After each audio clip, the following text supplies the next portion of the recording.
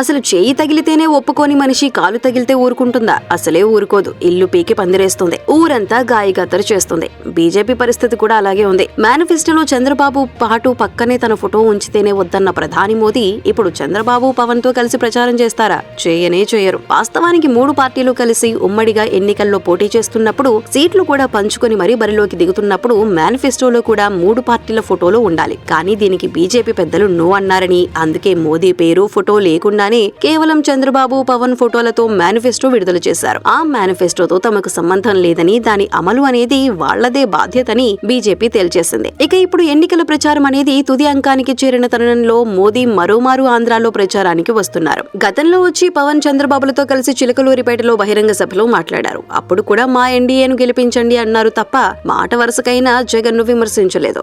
వాస్తవానికి బీజేపీ ఆంధ్రాలో 6 లోక్సభ, 10 అసెంబ్లీ స్థానాల్లో పోటీ చేస్తోంది.